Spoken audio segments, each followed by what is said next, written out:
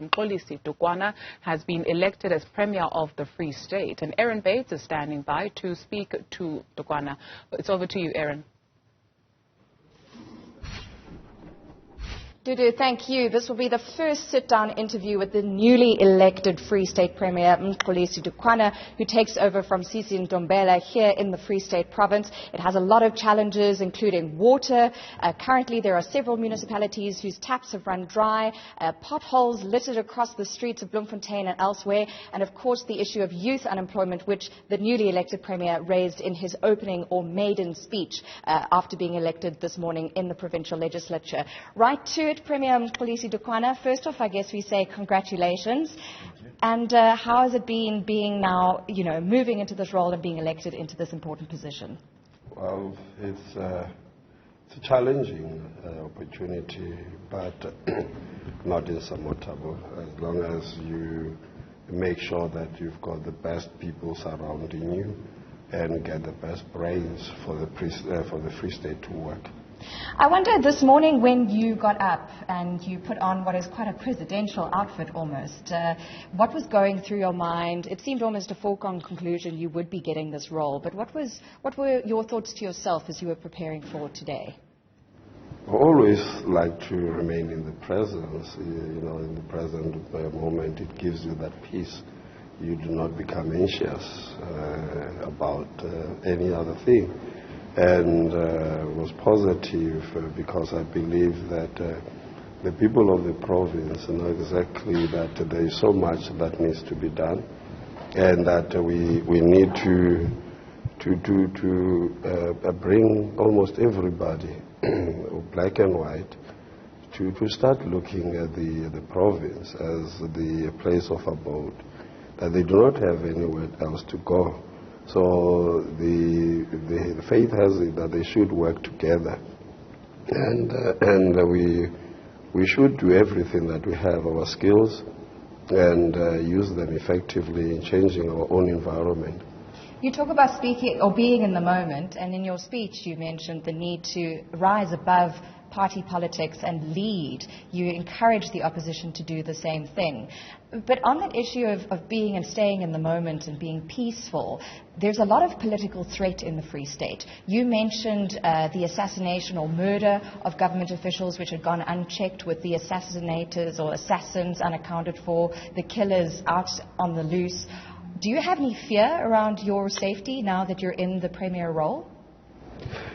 Every citizen of this province lives in fear. So I don't have to worry about my fear. When an ordinary woman walking in the street is afraid that she might be attacked. So the trick here is for us to work for an environment that does not allow that to be a norm, and that people should be walking in fear. We should create a situation that we normalize an environment where people are at peace. So how do you do that when politicians themselves in this Free State province wield their political power in a way that is imbued with violence, that makes people on the ground so scared that in the weeks Newzroom Afrika has been here covering the Nulane trial, people in the Sussex queue will not do interviews with us, just as ordinary people, even if we hide their faces, because they have a sense of the powers and danger of some of the political leaders who are in your party right this moment? The problem with our society is that we did not know the psychopaths that are among us. And unfortunately, in many instances, we elect them to power because they are attracted to power. And they do not know whether they are doing wrong or right, as long as it serves their interest. So we need to be a society that we're not excited by the popularity of a person, but push what needs to be done, and that's why I'm saying, if we do not allow our own people to be their own liberators, you're going to have these cases where people become strong men and women, and they control communities and they instill fear. The only thing to undo that is to get people well informed, get them involved, and hold those who are in position of power accountable, then you'll see things happen. It's so interesting because in your speech today, your maiden speech as Premier of the Free State Province, you emphasized that agency of the very people of the Free State. You said, this is your time, our time to pick up the pieces. But there's a national election coming up in almost a year. How much can really get done, or are you going to be the last ANC Premier of the Free State Province? I believe not. I believe not. I believe that once the ANC humbles itself and start working with the people, people will realize that there is nothing wrong with the organization and its policies, but there's everything wrong with the people we bring into these positions of power, because some of these people do not have the same values that the organization preaches. If my value system is not incongruent with the value system of the organization, I will not serve the ANC, but I will make the ANC serve me. So we need to change that. So how are you going to change that in your leadership as Premier of the Free State? Is there a clean-up coming? Are you going to get rid of the bad apples, or are they going to stick around rotting in the Free State governance structures? I regard myself as one of the fortunate people in the ANC, in the sense that in 1991 I got an opportunity to be amongst great men and women who were leading the ANC, you know, and I've seen the way they work, the way they think, and it has kind of influenced me greatly, because you need to bring people along, but you need to be decisive. That's why I said you need to have bold and courageous leaders. And for instance, why people get killed or whistleblowers afraid of their lives is because those who are supposed to act do not act, and they delay, and at the end people get exposed. So you allow, the only way to protect the whistleblowers and those who want to change things is to really work towards changing them. I've seen that, I was not talking to people, that the only way to change a system is not to fight the system itself. You need to create a new system that end up making this one, useless. Yes. So you've got a system of people who are corrupt, who have networks, and if you get in and you start to try to fight that, you're not going to win. But if you make sure that you get there are many women who are prepared to work. Get them, give them the opportunity, undermine these bad elements, and then before you know it, you would have gotten rid of all of them. So is that a very roundabout way of saying that there is a drastic cleanup coming to the Free State governance structures? That's what the people of the province expect. They demand that. They demand action from us. And when are you going to take that action? As soon as we're rolling. I mean, we are elected today. Mm-hmm. We need to move. We're having a SOPA on Tuesday. And after that SOPA, we need to start shaping. We don't have time. Shape up and shape out, yes, right after SOPA. Yes, all right. Let's get to your mention of the people of Freda. Of course, we've been covering the Nalane investments trial comprehensively on Newzroom Afrika because we understand the importance of that trial and what state capture has done to this province. State capture, I should say, which involves many of your colleagues in the ANC. You testified about Ace Magashule and his stranglehold on the Free State province when you went before now Chief Justice Raymond Zondo. What did the people of Freda mean to you?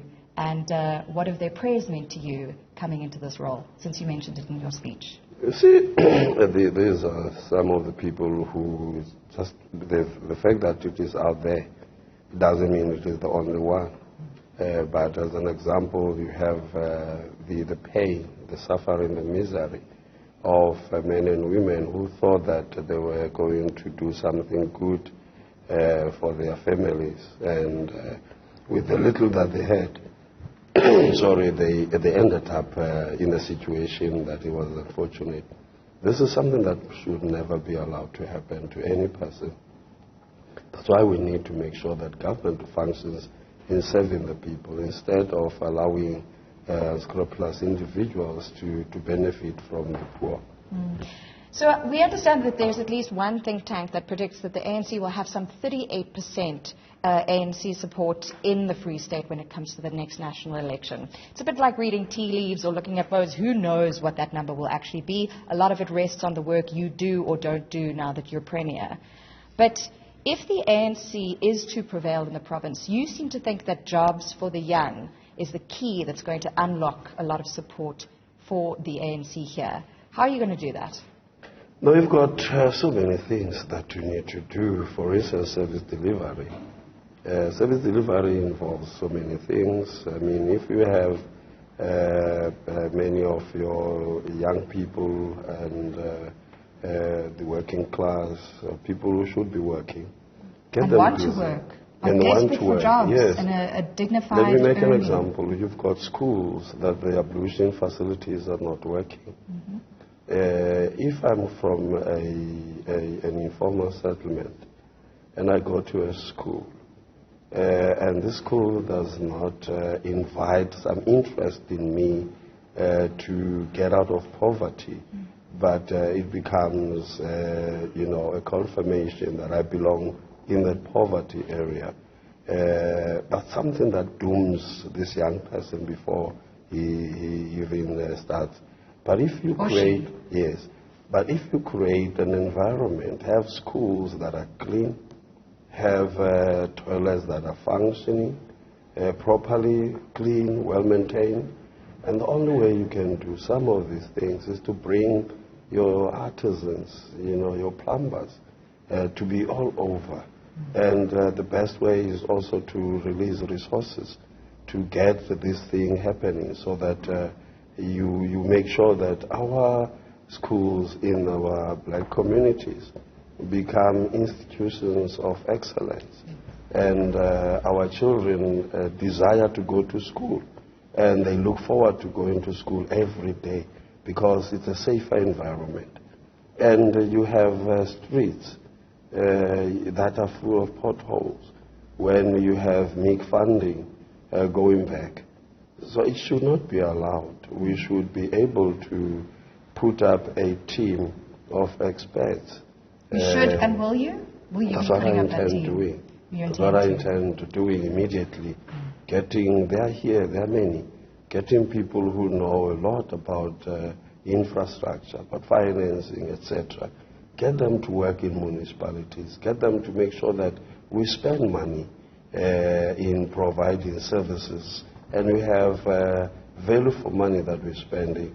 I mean, I don't think that it is in the best interest of our people that you have something that is worth 5 rand, and then you go and buy that from the third part, whilst you buy in bulk and you pay 35,000. That's not value for money.